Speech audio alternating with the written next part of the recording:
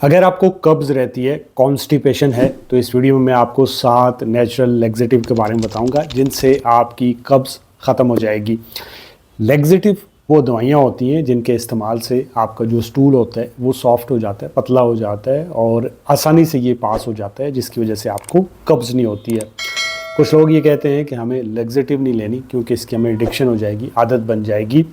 मगर अगर आपको क्रोनिक कॉन्स्टिपेशन है, यानी बहुत लंबे अरसे से ये चल रही है, तो ये आपके लिए ख़तरनाक हो सकती है लॉन्ग टर्म में, क्योंकि आपके पेशाब के रास्ते में कट लग सकते हैं, आपको हेमोराइड या बवासीर का सामना करना पड़ सकता है। तो इसलिए आपको ये लैक्सेटिव लेनी चाहिए। इनका जो साइड इफ़ेक्ट होता है वो ये होता है कि ये जब भी आप कोई भी लैक्सेटिव लेंगे कि ये आपके पोटासियम लेवल को डिप्लीट कर देती है, यानी पोटासियम को कम कर देती है।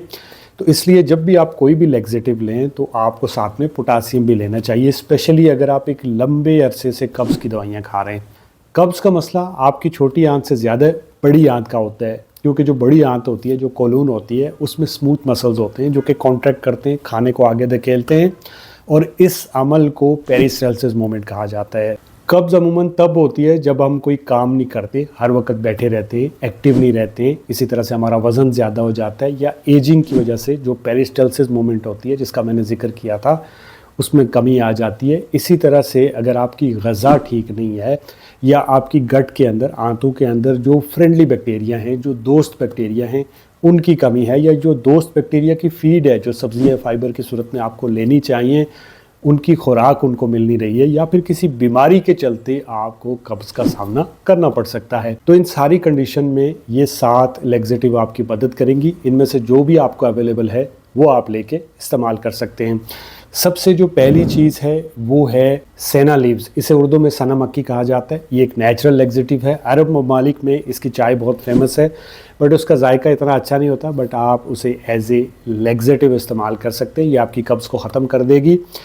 इसमें केमिकल होता है जो कि बैक्टीरिया की खुराक होता है, जिससे आपकी आंतों में कॉन्ट्रैक्शन आती है और आप इजीली स्टूल पास कर पाते हैं और कब्ज़ आपकी ठीक हो जाती है। ये चाय की सूरत में भी मिल जाता है, सप्लीमेंट की सूरत में भी मिल जाता है। आपको अगर चाय लेनी हो तो आप दिन में 2 कप इसके चाय के ले सकते हैं, या फिर आप सप्लीमेंट ले सकते हैं। इसकी एक टैबलेट बेड टाइम आपको लेनी होती है। ब्रेस्ट फीडिंग मदर्स या फिर जो प्रेगनेंसी होती है, ये जो बच्चे होते हैं, उनको ये नहीं लेना चाहिए। इसके ज़्यादा इस्तेमाल से आपको डायरिया हो सकता है। दूसरी जो चीज़ है जो कि नेचुरल लैक्सेटिव है, उसे कैस्कारा सिगराडा कहते हैं। इसको उर्दू में कोडिक्स बोला जाता है। ये नेचुरल लैक्सेटिव एक दरख्त की छाल होती है जिसे कब्ज़ को ख़त्म करने के लिए इस्तेमाल किया जाता है। इसके सप्लीमेंट और पाउडर फॉर्म में ये आपको ऑनलाइन अवेलेबल है, आप वो लेके इस्तेमाल कर सकते हैं। अगर आप पाउडर फॉर्म में लें तो आप 1 चम्मच इसका रोज़ाना ले सकते हो, और अगर आप सप्लीमेंट ले रहे हैं तो आपको 1 टैबलेट बेड टाइम इसका लेना होता है प्रेगनेंसी में, और बच्चों को इसका इस्तेमाल नहीं करना चाहिए। तीसरी चीज़ जो नेचुरल लैक्सेटिव है जिसे आप सब जानते हैं वो है इसबगोल। इसबगोल जो होता है इसे भी कब्ज़ को ख़त्म करने के लिए इस्तेमाल किया जाता है। ये स्टूल को एक बल्क बना देता है, यानी एक जेल लाइक सब्सटेंस बन जाता है, जिसकी वजह से जो पेशाब की अमाउंट होती है, जो साइज़ होता है, वो इंक्रीज़ हो जाता है और आपकी आंतें कॉन्ट्रैक्ट करती है और ईजिली आप स्टूल को पास कर लेते हैं। इसका 1 चम्मच पानी में डाल के आपने इसे सुबह के वक्त या फिर रात को सोने से पहले इस्तेमाल करना है। इसे ब्रेस्ट फीडिंग मदर्स और जो प्रेगनेंसी है उसके दौरान भी इस्तेमाल किया जा सकता है।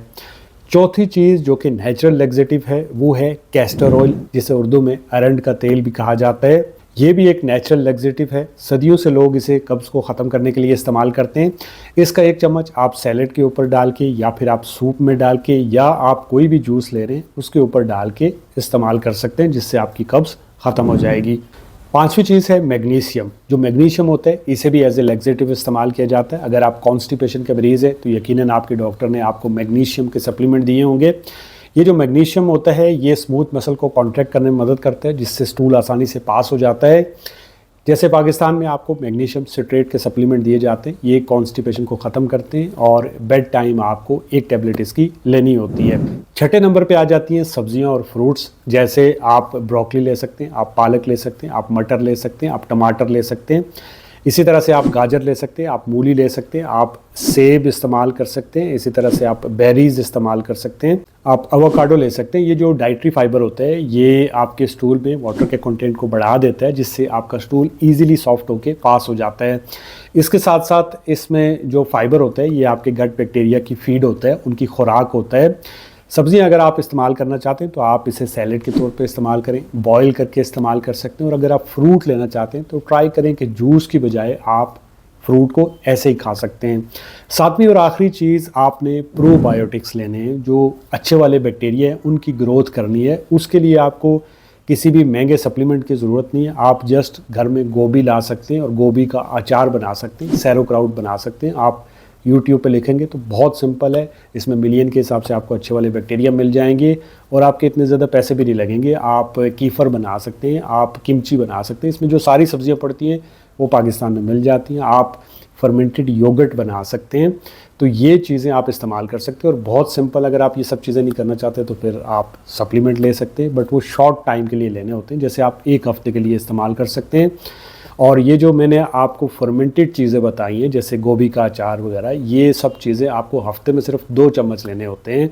इससे आपके जो गट बैक्टीरिया है उनकी ग्रोथ होगी। मगर अगर आपको सीबो है, यानी आपके डॉक्टर ने आपको बोला हुआ है कि आपको small intestinal bacterial over growth है, तो ऐसी सूरत में आपने ये इस्तेमाल नहीं करना, क्योंकि ये प्रॉब्लम को मज़ीद बढ़ा सकती हैं। याद रखिएगा कि आपकी बड़ी आंत में जो निज़ाम का अमल चल रहा होता है वो माइक्रोब्स की मदद से चल रहा होता है। और जब आप फाइबर और प्रोबायोटिक्स एक साथ लेते हैं तो इन माइक्रोब्स को इनकी खुराक मिल जाती है, जिससे आपकी कब्ज़ ख़त्म हो जाती है। तो ये थी 7 लग्जेटिव जिनके इस्तेमाल से आप अपनी कब्ज़ को ख़त्म कर सकते हैं। अगर इस वीडियो से आपको कुछ सीखने को मिला तो लाइक, कमेंट, शेयर, सब्सक्राइब। अल्लाह हाफ़िज़।